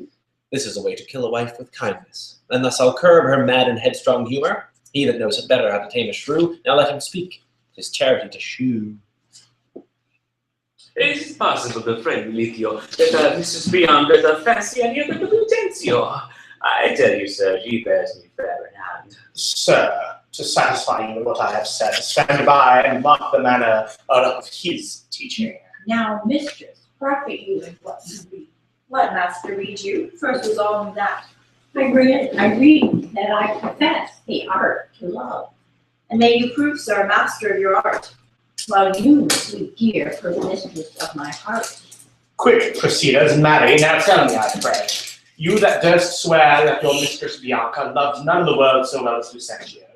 Oh, a despiteful love! Oh, unconstant womankind! I tell you, Lydio, this is wonderful. Mistake no more. I am not Lucio, nor a musician as I seem to be, What? but one that scorns to live in this disguise for such a one as leaves a gentleman and makes a god of such a cullion. No, sir, but I am called Hortensio. Signor Hortensio, I've often heard of your entire affection to Bianca, and since mine eyes are witness of her likeness, I will with you if you be so contented, forswear Bianca and her love forever. See how they kiss in court. Yes! Senor Lucentio, here is my hand, and here I firmly vow never to woo her more, but do forswear her as one unworthy all the former favors that I have fondly flattered her. And here I take the unfailing oath, never to marry with her, though she would entreat. Fire her, see how beastly she doth courtesy. Would all the world but he had quite forsworn. For me that I may surely keep mine oath, I will be married to a wealthy widow ere 3 days pass, which hath as long loved me as I have loved this proud, disdainful Shots, bro. And so farewell, Signor Lucentio. Kindness in women, not their beauteous looks, shall win my love. And so I take my leave, in resolution, as I swore before. Peace out, all. Mistress Bianca, bless you with such grace as longing to a lover's blessed case. Nay, I have taken you nothing just to love, and have forsworn you with Hortensio. Tranny, if you jest, have you both forsworn me? Mistress, you have. Then we are rid of Letitia. And for faith, you make a lusty widow now, that should be wooed and wedded in a day. God give him joy. I in a tamer. He says so, then. Faith, he's gone to a taming school. A taming school? What, is there such a place? I used to listen to Petruchio's a master and teacher tricks at 11 and 20 London, named Shrew, and a chattering tongue. Oh, no, master, I have watched so long that I am dog weary. But at last I spied an ancient angel coming down the hill, will serve the turn. Oh, what is he, young devil? Master, a mercantante, or I know not what, but formal is in apparel, in gait and countenance, surely like a father. And what of him, Tranny? If he be incredulous and want to my tale, I'll make him glad to see Vincentio, and give him assurance about his middle as he would write Vincentio. Take in your love and let me alone. God save you, sir. And you, Sarah, you are welcome to not be far on or you the fatherless. Sir, the farthest for a week or so, but then a father, and as far as Rome, if on so, and so to Tripoli, if on What countryman, I pray? of Mantua. Oh, of Mantua, sir, a marigold forbid, and came you to Padua, careless of your life. My life, sir, how I pray, for that goes hard. It is death for anyone in Mantua to come to Padua. What? No, yes! No, you not because your ships was taken to Venice, and the Duke, for private quarrel with your Duke and him, had published and proclaimed it openly. Oh, he's marvelous. You are newly come. You might have heard that or else proclaimed about. Alas, sir, it is the worst for me than so, for I have bills for money by exchange from Florence, and must here deliver them. So to see this, I will advise you. Tell me, have you ever been in Pisa? I said, Pisa have I often been. Pisa renowned for grave citizens. Among them know you one Vincentio? I knew him not, but I have heard of him, a merchant of incomparable wealth. He is my father, sir, and so to say, Count anew, and somewhat did not resemble you. As much as an apple doth an oyster in Homeland. Shut up! To save your life, it's extremity. But I like you for his sake. And think you not to whisper your fortunes, you will like to serve Vincenzo. His name, Clevis, shall you undertake, and in my house you shall be friendly lodged. Look that you take upon you as you should. You understand me, sir? So as I say, you should done your business in the city if you be courtesy, sir, accepted it. Oh, sir, I do, and will repute you ever the patron of my life and levity. I didn't go by you to make the matter good. And this, by the way, I let you understand that my father is looked for every day. The past assurance of the now and the marriage betwixt me and one of Baptiste's daughter here. In all the circumstances, I assure you, go with your clothe you as it becomes, because you look like crap.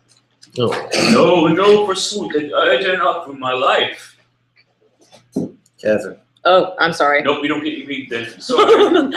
The more run wrong, the more his spite appears. What, did he marry me to famish me? Beggars that come into my father's door upon entreaty have a present alms. If not elsewhere, they meet with charity. But I, who never knew how to entreat, or never needed that I should entreat, and starved for meat, giddy for lack of sleep, with oaths kept waking, and with brawling fed, and that which spites, oh God help me, and that which spites me more than all these wants, he does it under the name of perfect love, as who should say, if I should sleep or eat, twere deadly sickness, or else present death. Prithee go get me some repast. I care not what, so be some wholesome food. But what say you to a neat's foot?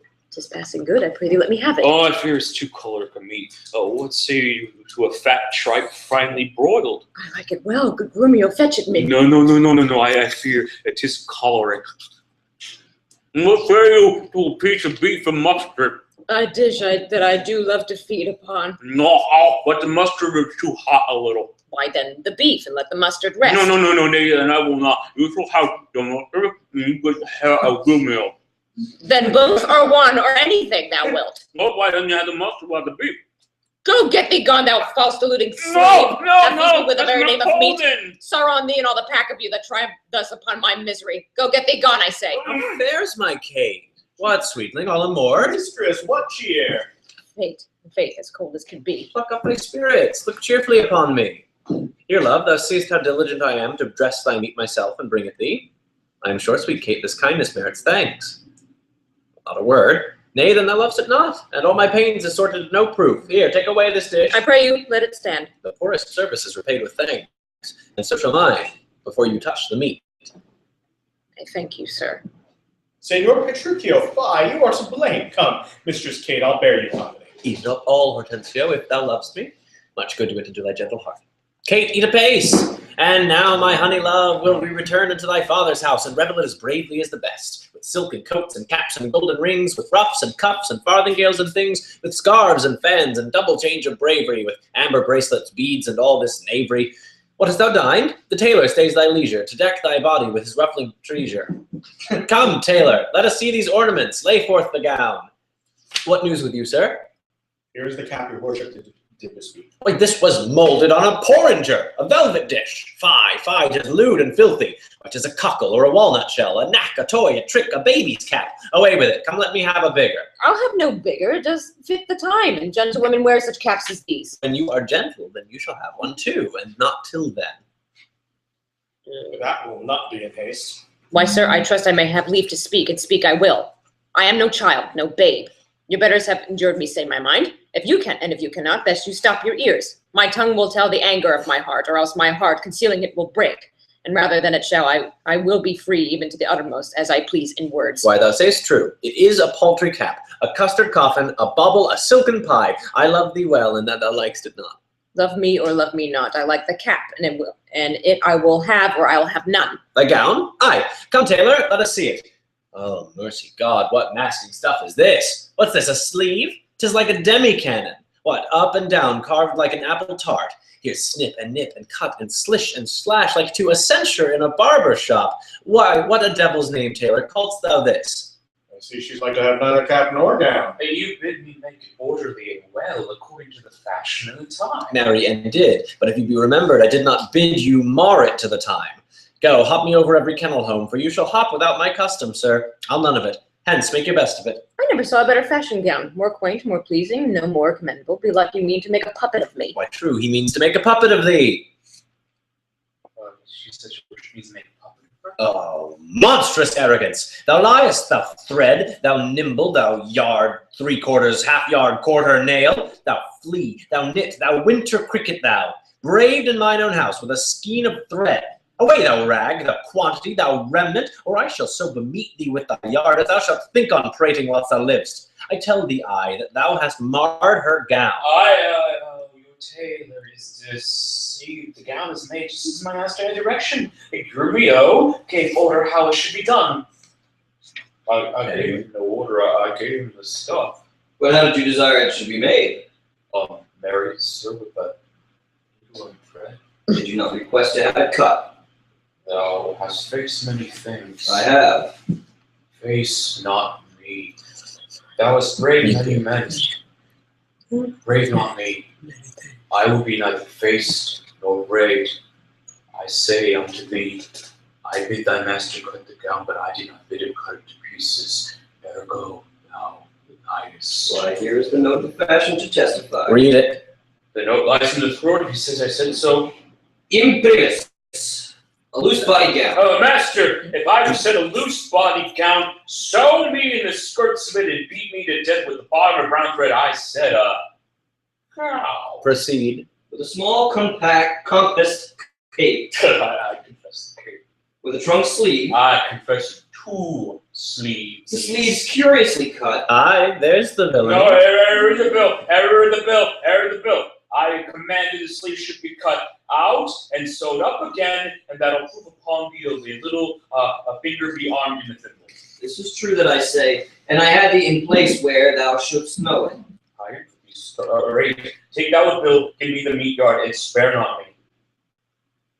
God's a mercy, Grumio, they shall have no odds. Well, sir, in brief, the gown is not for me. You are in the right, sir. 'Tis for my mistress. Go, take it up into thy master's use. Not for thy life. Take up my mistress's gown for my master's use. Why, sir, what's your conceit in this? Oh, sir, the conceit is simpler than you think for. Take up my mistress's gown for thy master's use? Fie. Pretentio, say thou wilt see the tailor paid. Go, take it hence. Be gone, and say no more. Tailor, I'll pay thee for thy gown tomorrow. Take no unkindness of his hasty words. Away, I say, commend me to thy master. Well, come, my Kate, we will unto your fathers, even in these honest, mean habiliments. Our purses shall be proud, our garments poor, for 'tis the mind that makes the body rich, and as the sun breaks through the darkest clouds, so honor peereth in the meanest habit. What, is the jay more precious than the lark because his feathers are more beautiful? Or is the adder better than the eel because his painted skin contents the eye? Oh no, good Kate, neither art thou the worse for this poor furniture and mean array. If thou accountst it shame, lay it on me, and therefore frolic. We will hence forthwith to feast and sport us at thy father's house. Go, call my men, and let us straight to him, and bring our horses unto Long Lane End, where we will mount, and thither walk on foot. Let's see, I think 'tis now some 7 o'clock, and well we may come there by dinner time. I dare assure you, sir, 'tis almost 2, and 'twill be supper time ere you come there. It shall be 7 ere I go to horse. Look what I speak, or do, or think to do, you are still crossing it. Sirs, let alone. I will not go today, and ere I do, it shall be what o'clock I say it is. Why, so this gown will command the sun. Sir, this is the house, and please you that I call. I was out, but I be deceived. Signor Baptista may remember me near 20 years ago in Genoa, where we were lodgers at the Pegasus. It is well, then hold your own in any case with such austerity as long to a family. I warrant you. But sir, here comes your boy to a good humor skew. Fear not him. Sera Biondello! That you will do thee thoroughly, I advise you. Imagine 20 right Vincencio. God, fear me not. That's the name of Baptista? I told him that your father was at Venice and that you looked for him this day in Padua. Oh, like a tall fellow, hold thee that to drink. Here comes Baptista, set your countenance, sir. Signore Baptista, you are happily met. Sir, this is the gentleman I told you, I pray you. Sir, father, to me now, keep me Bianca for my patrimony. Soft, son. Sir, by your leave, I am come to Padua to gather in some debts. My son, Lucentio, made me acquainted with the weighty cause of love between your daughter and himself, and for the good report I hear of you, and for the love he beareth to your daughter, and she to him, to stay him not too long, I am content, in a good father's care, to have him matched. And if you please to like no worse than I, upon some agreement, me shall you find ready and willing, with one consent to have us so bestowed. For curious I cannot be with you, Signor Baptista, of whom I hear so much. So, pardon me what I have to say. Your plainness and your shortness please me well. Right true it is. Your son Lucentio here doth love my daughter, and she loveth him, or both dissemble deeply their affections. And therefore, if you say no more than this, that like a father you will deal with him, and pass my daughter a sufficient dower. The match is made and all is done. Your son shall have my daughter with consent. I thank you, sir. Whether you know best would be affid in such a stern statement, you with other parts agreement stand. Not in my house, Lucentio, for you know pictures have ears, and I have many servants. You Besides, old Gremio is hearkening still, and Yes, happily it was. we might be interrupted. Then at my lodging, and like you were taught my father lie, and there it is like to pass the business privately and well. Send for your daughter to by a servant here. My boy shall fetch the scrivener presently. Versus this, so slender one, you are like to have a thin and slender pittance. It likes me well. Biondello, hie you home, and bid Bianca make her ready straight. And if you will, tell what hath happened. Lucentio's father has arrived in Padua, and how she's like to be Lucentio's wife. Pray to God she may with all my heart. Tell me not with the gods, but to keep the gun. Senor Batista showing the way. Welcome. One mess is like to be good cheer. Come, sir, we will better it in peace. I follow you. Cambio. What sayest thou, Biondello? You saw my master wink and laugh on you. Biondello, what of that? Faith nothing, but has left me here behind to expound the meaning or moral of his signs and tokens. I pray thee, moralize them. And thus, Baptista is safe, talking with the deceiving father of a deceitful son. And what of him? His daughter is to be brought by you to the supper. And then? The old priest at St. Luke's Church is at your command at all hours. And what of all this? I cannot tell, except while they are busied about a counterfeit assurance, take you assurance of her. Cum tremendum solum. To the church, take the priest clerk and some sufficient honest witnesses. If this be not that you look for, I have no more to say. Bid Bianca farewell for ever and ever. Hearest thou, Biondello? I cannot tarry. I knew a wench married in an afternoon as she went to the garden for parsley to stuff a rabbit, and so may you, sir. And so adieu, sir. My master hath appointed me to go to St. Luke's to bid the priest to be ready to come against you who come with your appendix. I may and will, if she be so contented. She will be pleased. Then wherefore should I doubt? What hap may, I'll roundly go about her. It shall go hard, if Cambio go without her. Come on, in God's name, once more toward our fathers. Good Lord, how good and brightly shines the moon. The moon? The sun? It is not moonlight now. I say it is the moon that shines so bright. I know it is the sun that shines so bright. Now, by my mother's son, and that's myself, it shall be moon or star, or what I list, or ere I'll journey to your father's house. Go on and fetch our horses back again, evermore crossed and crossed, nothing but crossed. Say as he says, or we shall never go. Forward, I pray, since we've come so far, and be it moon or sun or what you please. And if you please to call it a rush candle, henceforth I'll vow it shall be so for me. I say it is the moon. I know it is the moon. Nay, then you lie. It is the blessed sun. Then God be blessed, it is the blessed sun. The sun it is not when you say it is not, and moon changes even as your mind.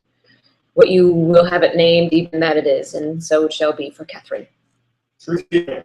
Go thy ways, the field is won. Well, forward, forward. Thus the bowl should run, and not unluckily against the bias. But soft, company is coming hither. Here. Good morrow, gentle mistress, where away? Tell me, sweet Kate, and tell me truly too, hast thou beheld a fresher gentlewoman, such war of white and red within her cheeks? What stars do spangle heaven with such beauty as those two eyes become that heavenly face? Fair lovely maid, once more good day to thee. Sweet Kate, embrace her for her beauty's sake.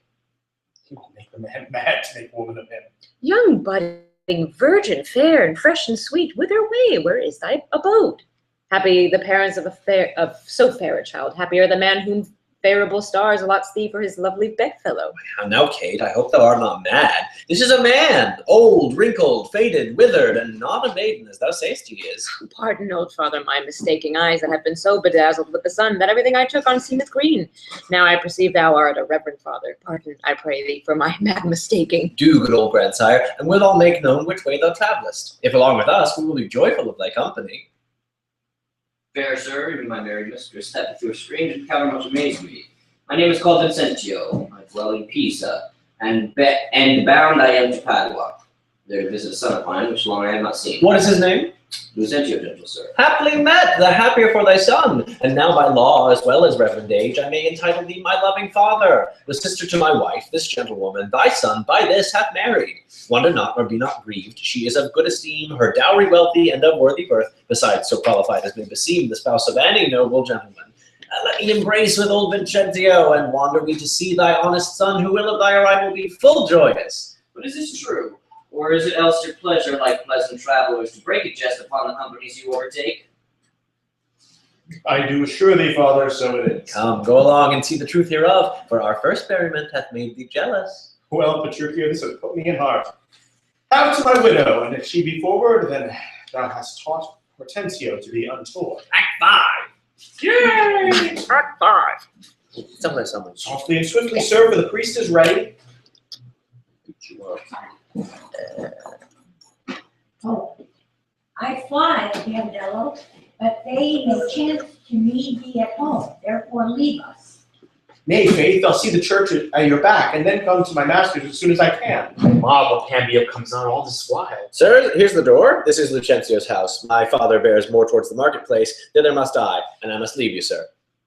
You shall not choose but drink before you go. I think I shall command your welcome here, and by all likelihood some cheer is toward. The Bessie Winton, you would best knock louder.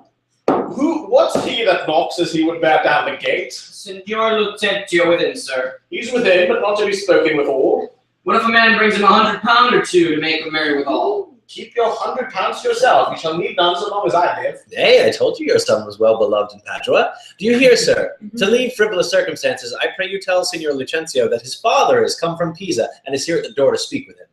Thou liest. His father is come from Padua and here looking out at the window. Art thou his father? Aye, sir, so his mother says, if I may believe her. Why, how now, gentlemen? Why, this is flat knavery to take upon you another man's name. Lay hands on the villain. I believe he means to cozen somebody in the city under my countenance. No.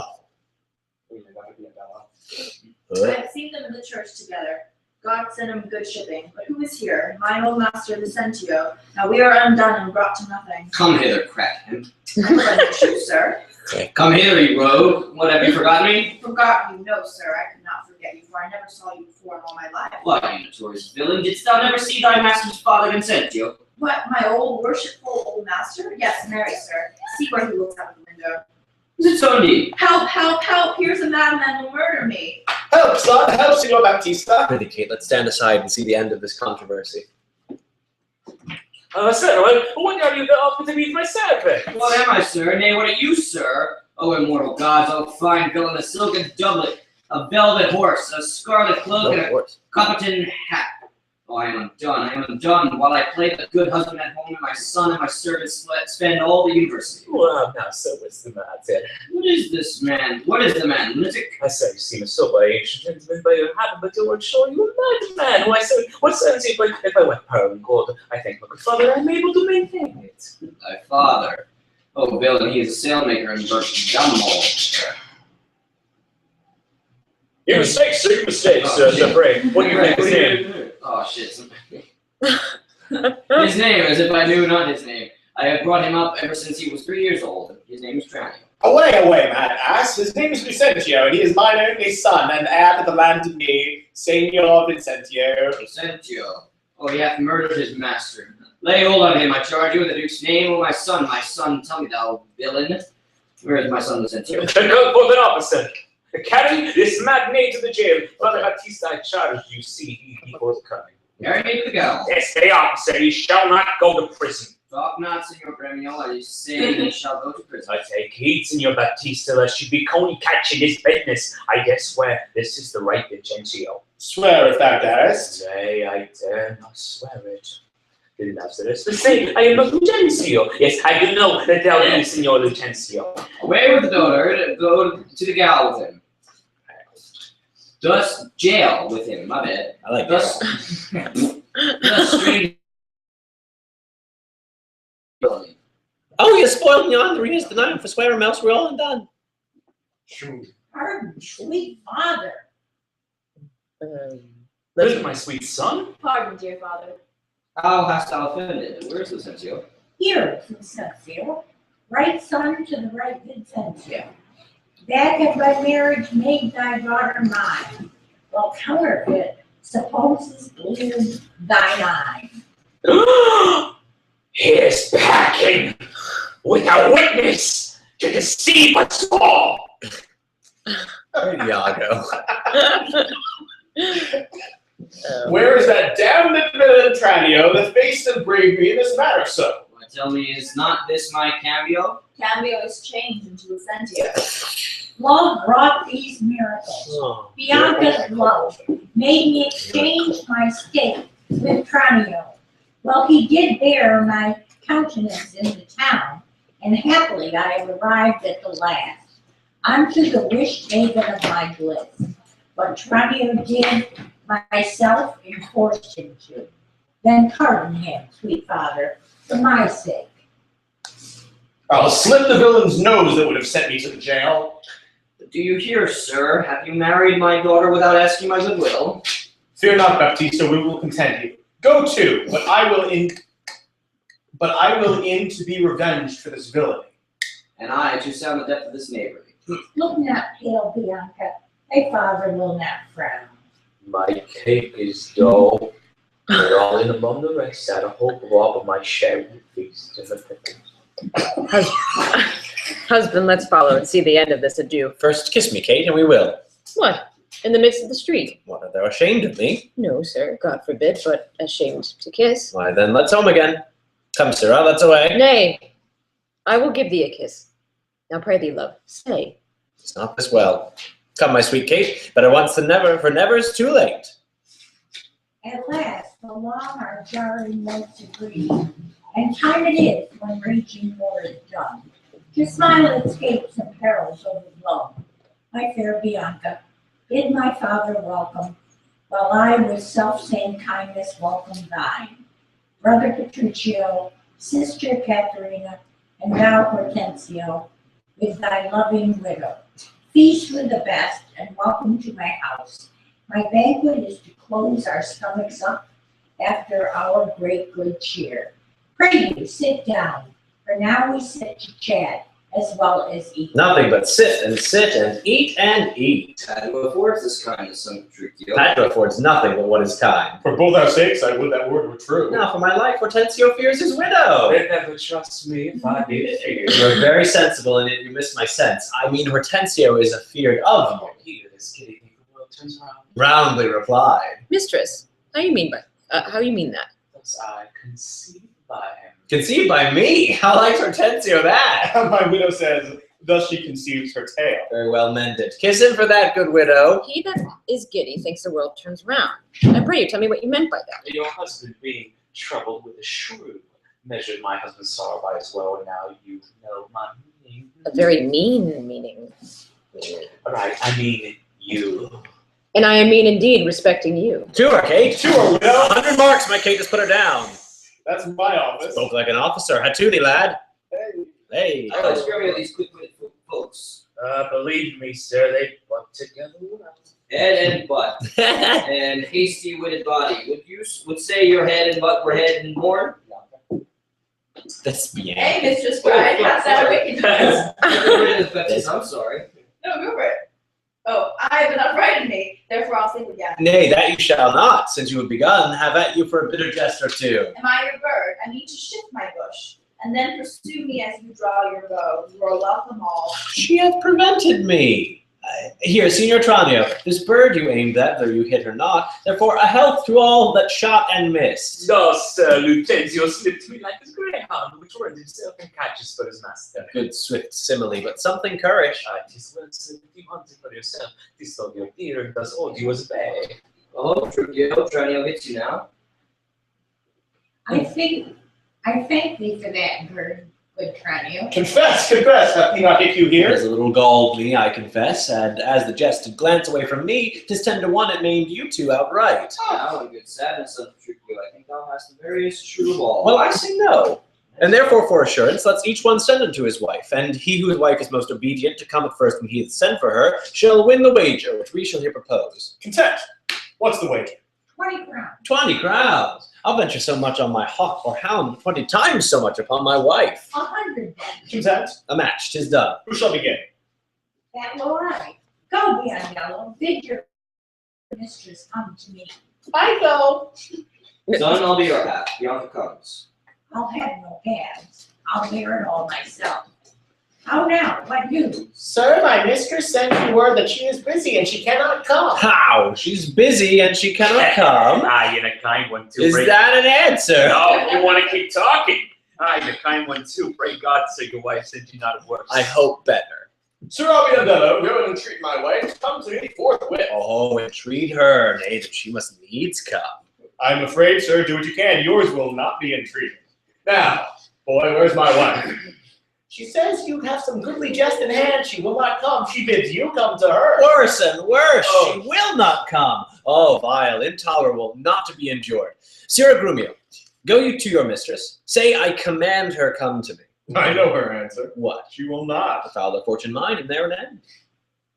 Now, by my holiday name, here comes Katerina. I did it. What is your will, sir, that you send for me? Where is your sister and Hortensio's wife? They sit conferring by the parlor fire. Go fetch them hither. If they deny to come, swinge me them soundly forth unto their husbands. Away, I say, and bring them hither straight. Here is a wonder, if you talk of a wonder. And so it is. I wonder what it bodes. Merry peace it bodes, and love, and quiet life, and awful rule, and right supremacy. And to be short, what's not that's sweet and happy? Now, fair befall thee, good Truchio, the wager thou hast won, and I will add unto their losses 20,000 crowns. Another dowry to another daughter, for she is charged as she had never been. Nay, I will win my wager better yet, and show more sign of her obedience, her new-built virtue and obedience. See where she comes and brings your froward wives as prisoners to her womanly persuasion. Catherine, that cap of yours becomes you not. Off with that bauble, throw it underfoot. Lord, let me never have a cause to sigh till he brought us such a silly pass. Fie, what a foolish duty call you this? I would your duty were as foolish too. The wisdom of your duty, fair Bianca, hath cost me 100 crowns since supper time.